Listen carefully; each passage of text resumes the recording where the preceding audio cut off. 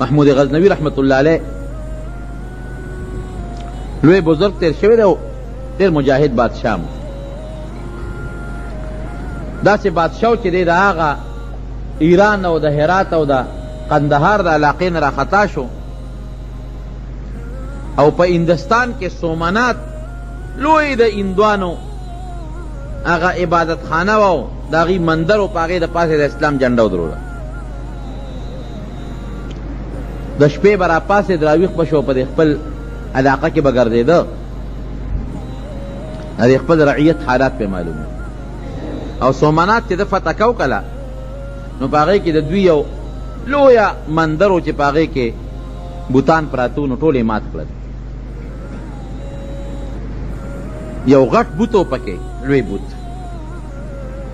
هغه دوی نشو ماتول او هغه په داسې اندازه و چې هغه د هغه مندر په منځ کې و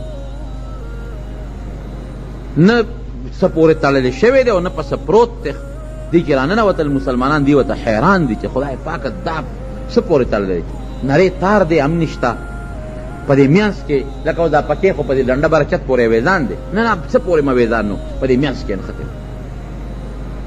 دیکې والا ورکوي د ځای نه نه لاقي نه څه پورې تړلی دی نه څه شي د پاسه پروت دی.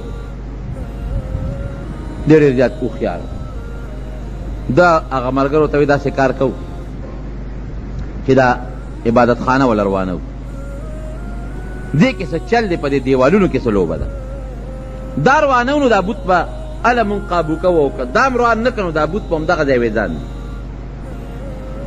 وی صاحب دا خو ډېره خشته آبادي ده دا ولې روانه وو دا بوت را غورځول غواړی مونږ به دلته کې د جومات پر دې نه جوړ کړو نه دا عبادت خانه روانه کړي اوس بوت په دا میانځ کې نښتی نه بره سره بانډه دی او نه لاندې څه سره یې رابطه شته چې دې د عبادت خانې یو دیوال مات که که نه نو بوت په درس باندې لاړ بل دیوال پورې وجنګېد. هلکه دا څه چل شوی دی هغې دا چل کړی چې په دې مندر کې په چت کې په ځمکه په دې څلورو دیوالونو کې مقناطیسونه لګولو او دا بوت هم د هغوی د سټیل نه د اوسپنې نه جوړ کړی نو په داسې اندازه یې ورته هغه مقناطیسونه لګولي په داسې اندازه چې دا بوت په دې منځ کې پروت دی هغه مقناطیس یې ځان ته راکاږي دا بل یې لاندې راکاږي نو دی نه بره تللی شي نه لاندې راتلی شي او دا بل یې اخوا ځان ته راکاږي دا بل یې دې خوا راکاږي داسې هغه مقناطیس او دا هر یو مقناطیس ورته لګېدلی دی ځان ته راکاږي او بل لګېدلی دی او په داسې اندازه یې هغه بوت پکې په دا منځ کې سار کړی چې هغه یو طرف ته نه دې خوا تلی شو هغه بل راښکو نه دې خوا تلی شو هلته ورته بل مقناطیس لګېدلی دی نو چې یو دیوال یې وغورځو هغه مقناطیس دې ختم شو بل پورې وجنګېد چې بوت یې راواغېشته ټول هندوان وله رالل وی صاحب مونږ درخواست درته کوو منت درته کوو مهرباني وکړه دا بوت چې دی نو دا مونږ له راکړه او په مونږ یې راخرڅ کړه هر څومره پیسې چې غواړو داسې نه کېږي وی صاحب دا بوت د سرو زرو سره تلو درکوو چې څه قیمت ته د خولې نه وباسې مونږ درکوو خو دا مهرباني وکړه دا زمونږ قیمتي ډېر د خوارۍ بوت دی او مهرباني وکړه چې دا بوت راله مات نه کړي. ملګرو ورته وی صاحب چې دا پیسې دوی مونږ له راکوي او چې څونه چې مونږ غواړو په کروړونو روپۍ راله راکوي بلا بوتان هم مات کړل پرېږده دا یو دی پکې داسې که دا به په دوی ورخرڅ کړو پیسې به ترې والو په هغې به مونږ د جهاد کار وکړو مجاهدین لو په جهاد سامان والو اسونه تورې نیزې به پرې والو هغه هندوانو ته یې ویل تاسو ځای مونږ پرې صلاح کوو سهار به خبرې کوو د شپې وده شو چې وده شو نبی کریم صلی الله علیه وسلم یې په خوب کې ولید نبی علیہ السلام مبارک ورته کونډ فروش وي بوتان خرڅی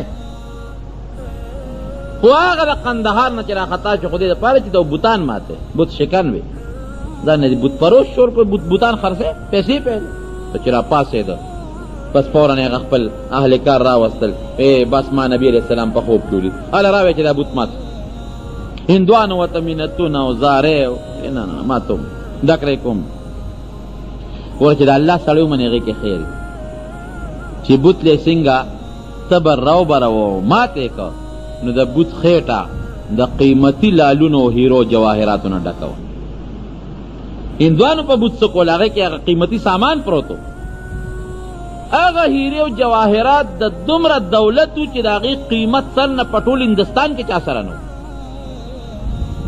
بت خو یې مات کړه، که خرڅ کړی وي خو پیسې به پې اخیستې وي. او چې دا پیغمبر علیه السلام ورته په خوب کې وي چې ګورې الله ورته په خوب کې نبی علیه السلام ورته په خوب کې وي چې ګورې پام کو بت شکن جوړ شه، بت پروش میں جوړېږي. نو د اربونو نه چې د کربونو هیرې او جواهرات پکې په خېټه کې راوړي. دغه محمود غزنوي رحمت الله علیه یو ځل د شپې بار راووت او لګیا دی په دې خپل کلي کې په دې علاقه کې ګرځي، معلومات کې د خپل رعیت د حالات. خو دې وایي زما په زړه کې د دریو خبرو سودا ده. یو مې په زړه کې دا سودا ده چې ما به الله وبخي او که نه. دا خو د هر مسلمان په زړه کې دا سوچي. مونږ خو به په الله دا ګمان ساتو چې الله ته م وبخي، خو د یقین علم او د حقیقت پوهه چې دا علم دا صرف رب العالمین سره ده، مونږ ته څه پته دی. یو مې دا سودا وه چې ما به الله وبخي او که نه. دویمه مې دا سودا وه چې زه د خپل پلار سوچه زوی یم او کارمونه یم، اسې نه چې ته مور مې چې ته غلطي نه کړې او د خپل پلار زوی نه یم او چې ته د بل چا نه پیدا یم. او دریم دا یو حدیث ته نبی علیہ السلام چې العلماء ورثة الانبیاء، چې عالمان د پیغمبرانو وارثان دي. په دې مې شک و چې دا د نبی علیہ السلام رښتونی حدیث دی او که دا اصله بل چا خبره ده، د چا مقوله ده. وی دا مړه کې سودا ده. د شپې راووته ګرځي، خپل نوکران پولیس والا ورسره دي، یو ځای کې یو لور ناست دی، هغه خپله لواري کوي، هغه ځان ته ډیبه بله کړې ده، شپه ده. او یو طالب لګیا دی خپل سبق یادوي. د دې طالب نه چې کله د خپل سبق خطا شي نو دی هغه کتاب راوړي د لور هغه ډیوې ته ګوري، نو بیا ټپ کې نو لګیا دی ګردان کوي. نو چې بیا خطا شي نو بیا راشي د لور هغه ډیوې ته ګوري. محمود غزنوی رحمت الله علیه ورته اشاره وکړه لکه دی خورش څه کوي. وی صاحب د طالب یم. وی طالب یم په دې لاره کې په دې نیمه شپه کې څه کوي. وی سبق یادو. وی سبق کور ولې نه یادې. وی ډیوه راکړه صاحب نشته، غریب یم. دغه لور دی ډیوې ته د خپل کتاب ګورم او زه ورته ومن دا ګوره حقیقت دی. پخوا زمونږ په دې علماو هم دا حالات تېر شوي دي. مولوي صاحب د خدای پاک وبخي، هغه به هم دا وي چې مونږ به د شړشمو د تیلو ډیوې ته ټوله شپه ناستو او کتاب به مو ته کتل، او چې تیل به نو دا ما ته هغه وی د سپومۍ رڼا ته مونږ کتاب کتل، د سپومۍ په رڼا. غریبي وه او نه بجلی و نه د خاورو تیلو د شړشمو دا تیل به خلکو خپل استل، هغې ته مونږ لګیو. بلکې هغه یو خبره کوله، وي زمونږ یو استاد و هغه پټکې والی و د شړشمو تیلو ډیوه پرته وه، هغې ته کتاب کتل. پته ورته نه و د هغه تیلو د هغه ډیوې نه هغه پټکي ته چې ته اور تللی دی، هغې اور اغېشتی دی، چې اور یې اغېشتی دی. هغه وی چې ما وی که د معراج شپه شوه رڼا ده اوسه راشه بنده چې څه سوال کې هلی ده له قبلی. ځکه زه خو مخامخ د شړشمو د تیلو ډیوې ته ناست دی ما او دا او غرغنډو به ایستلې پې، خو رڼاګانې دي. زه خو ته ګونټې ماتې کړي رڼا ده او کتاب راته پروت دی. مې چې که خیر بس د رب العالمین د طرف نه فضل دی چې څه دوا کې او چې لږ ساعت تېر چې مې سر له تاو راغی، چې مې وکتل اوس په پټکي اور بلیږي، زر مې خوا غورځاو. وی دا یو عالم متعلق هغه بیان کوم. نو غریبي وه ډېره زیاته. جوماتونو کې هم خلکو اکثر د شړشمو د تیلو ډیوې بلولې و، هغه ډیوټ پې ورته وې، په هغې کې به ډیوې ښودې او مشرانو ته مونږ ته معمولي یاد دي، پوره راته نه دي یاد. نو محمود غزنوي رحمت الله علیه ورته ویل لکه کور ولې کتاب نه ګورې. وی صاحب ډیوه راکره نشته. نو غریب یم د دې لور دې ډیوې ته لګیا یم د خپل کتاب ګور. وی ښه ګوره ته دین طالب او تا سره ډیوه نشته. نوکر ته وایي هغه سره سرو زرو ډیوه وه، د محمود غزنوي نه مخکې روان. ها وی دا واله او خشتره زیتون تیل پکې بلیږي. وی د خپل کور کېنه دې ډیوې ته خپل کتاب ګوره، چې کله هم تیل خلاصېږي نو بیت المال ته راځه، مونږ بدله د تیلو انتظام کوو. طالب خو کامیاب شو، ځکه چې د سرو زرو ډیوه ورته میلاو شو، د زیتون تیل دی پکې خوشبویه. خو چې محمود غزنوي کله کور ته لاړه او وده شو، نبی کریم صلی الله علیه وسلم په خوب کې ولید. نیکان خلق. نبی علیہ السلام مبارک ورته فرمایي اے محموده د سبکتګین زویه، اے محموده د سبکتګین زویه، الله دې وبخه ځکه چې زما وارث سره د امداد وکړه. چې د خوبه راپاڅېد، وی د درې واړو شکونو راته نبی علیہ السلام علاج وښوده. لومبه شک مې دا چې ما به الله وبخي که نه، نو نبی علیہ السلام راته دعا وکړه چې الله دې وبخه. نو چې پیغمبر علیہ السلام چاته دعا وکړي خو یقیني خبره ده که دا شک خو مې ووت چې انشاءالله الله به مې بخي. د دواړو جهان مبارک سردار راته د بخنې دعا وکړه. دویم شک مې دا و چې د ما خپل پلار دی وکړه ارمون یم. نو نبی علیہ السلام مبارک راته وفرمایل چې د سبکتګین زویه ګوره د پلار نوم یې راته واخېسته. نو پته ولګېده چې پلار مې خپل دی ارمونې نه یم. او دریم مې دا شک و چې دا حدیث چې العلماء ورثة الانبیاء چې عالمان د پیغمبرانو وارثان دي چې دا د نبی علیہ السلام رښتونی حدیث دی او که نه دی. وی نبی علیہ السلام راته وفرمایل چې زما وارث سره د امداد وکړه. نو طالب ته خپل وارث ووی. معلومیږي دا چې دا طالبان وارثان دي. نو چې طالب وارث شو اور طالب استاد چې موږ ورته مولا وایو عالم ورته وایو دا خو یقینا وارث شو. هسې دا عقلي خبره درته وکړم. وارث چاته وایي چې د پلار نه کوم شی پاتې شي د پلار نه او هغه شی چاته په قبضه کې واغېسته دا د پلار وارث وي که نه. د پلار نه ځمکه پاتې شوه او زوی هغه ځان په قبضه کې واغېسته زوی وارث شو. د پلار نه جامې پاتې شوې، سونه پاتې شو، ټوپک پاتې شو، تماچه پاتې شوه، دولت پاتې شو او زوی هغه په خپله قبضه کې واغېستل. نو خلک څه وایي؟ وایي د پلار میراث دې زوی ته پاتې شو. د نبي علیہ السلام نه څه پاتې شوي؟ مال نه دی پاتې شوی. ځکه چې کله وفات شو نو د نبی علیہ السلام مبارک زغره د یو یهودي سره ګاڼه وه. د اوربشو اوړی ترې پکې اخېستې وو او چې کومو دوو څادرو کې د نبی علیہ السلام مبارک ساه ختلې ده نو عایشې بیبي فرمایي یو صحابي ته وښول وی دې څادرو کې ساه ختلې ده مبارکه او هغې ته ټوټې لګېدلې دغه دوه څادرې دې پاتې دي. یو هغه زغره وه هم یهودي سره ګاڼه وه، یو کاسه وه چې هغې کې به اوبه څکلې، یو څو څرمنې وې. دا یو څو څیزونه د نبي علیہ السلام نه پاتې. څه څیز دی چې هغه د پیغمبر علیہ السلام میراث ورته مونږ وایو؟ څه شی دی؟ هغه پخپله د دواړو جهانو سردار فرمایي ترکت فیکم امرین لن تدولوا ما تمسکتم بهما. وی دوه څیزونه مې درته پرېښودل، وی تر څو چې تاسو په هغې باندې خپلې منګولې لګولې وی تاسو به ګمراهان نشئ. چې ما کوم دوه څیزونه پرېښودل څه شی دی؟ کتاب الله و سنتي، یو د الله کتاب او یو زما سنت. نو د پیغمبر علیہ السلام نه چې مونږ ته کوم شی پاتې دی هغه د الله کتاب دی او د هغه طریقه سنت دی. نو چام چې د الله دا کتاب او د پیغمبر علیہ السلام سنت په خپله قبضه کې واغېستل دا د نبی علیہ السلام میراثي شو که نه؟ میراث یې په قبضه کې واغېست که نه دی وارث شو. ابو هریره رضی الله عنه یو ځل د مدینې منورې په بازار کې اواز کوي وی ای خلکه تاسو دلته لګیا یې خپل تجارت کوئ او د پیغمبر علیہ السلام میراث د هغه په جومات کې تقسیمیږي. صحابه را منډې کړو چې ویې کتل جومات کې طالبان لګیا دي او خپل سبق یادوي. ابو هریره موږ داسې راوستو کوم دی میراث؟ وی د نبی علیہ السلام میراث تاسو وایي چې ګنې دراهم دي او پیسې دي او دولت دی، دا چې کوم تعلیمان زده کوي او استادان یې ورته ښیي دا د نبی علیہ السلام میراث دی، دا ترې پاتې شوی دی دا زده کوي. نو قرآن شو او احادیث سنت دا د پیغمبر علیہ السلام میراث دی او دا چې چا په خپله قبضه کې واغېسته دا د نبی علیہ السلام وارث دی. نو چې کوم د پیغمبر علیہ السلام وارثان دي قسم دی د الله په نزد د دوی نه د خدای په نزد غوره مخلوق ورې بل نشته. انما یخشى الله من عباده العلماء. الله قرآن حکیم کې فرمایي وی علما زما په بندګانو کې هغه خلک دي چې د الله یره د هغوی په زړونو کې نورو خلقو نه ډېره زیاته ده. او یو ځل یو صحابي د نبی علیہ السلام نه تپوس وکړي وی صاحب دوه کسه دي ګوره د پیغمبر علیہ السلام صحابي دی هغه تپوس کوي وی دوه کسه دي یو عالم دی صرف فرض مونځ کوي او فرض عبادت کوي نفل نه کوي. عالم دی صرف فرض مونځ کوي فرض روجی نیسي فرض عبادت کوي نفل او دا مستحب کارونه بالکل نه کوي. او بل عابد دی عبادت گزار دی خو عالم نه دی ټوله شپه عبادت کوي دروازې روجی نیسي نفلونه کوي تسبیحات وایي د الله رسوله کم یو غوره دی؟ اوس که زما استانه چا تپوس وکړه ته به ورته کم یو یادی؟ ته به یې چې دا کم منځونه ډېر کوي داسې ده که نه ده؟ ته به وایې چې دا کم روجې ډېرې نیسي دا غوره دی.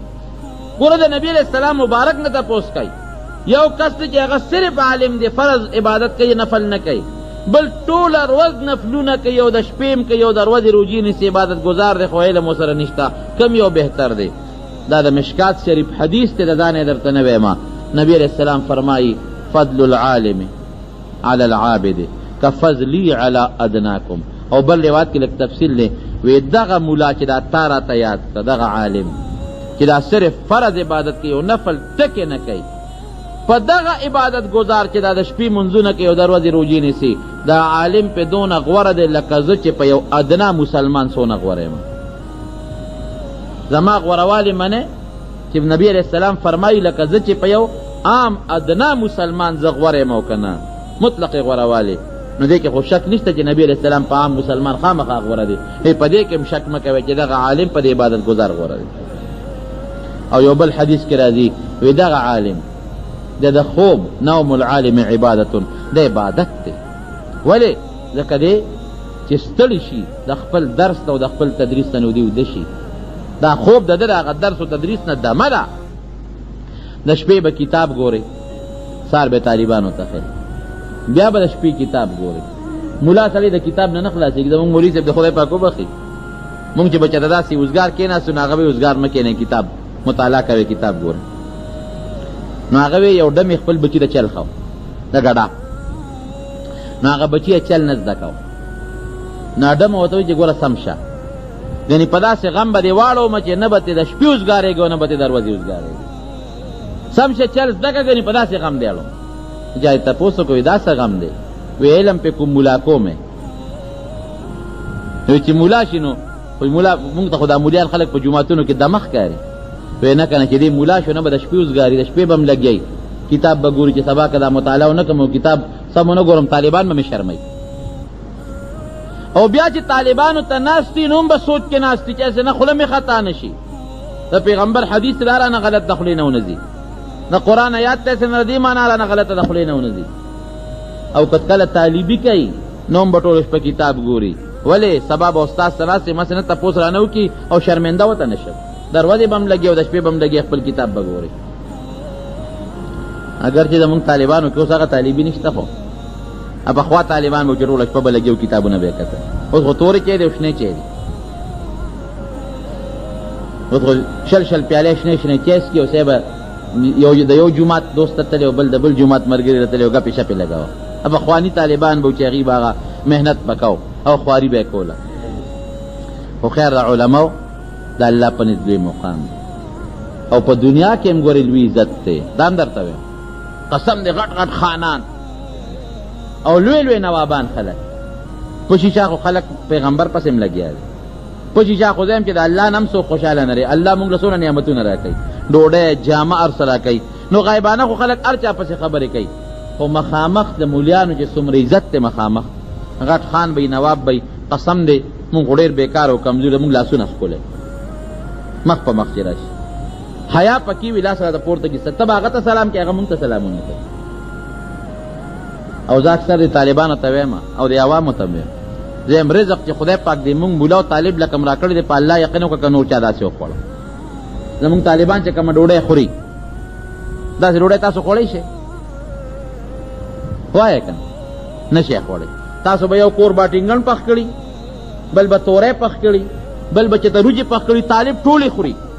ستا د کوره باټینګن دی او د بل د کوره ولې د الوګان دی او د بل د کور نه تورې راغلی، د بل د کور نه ولې چرګ راغی، ته یو شی خوري دی لس خوري.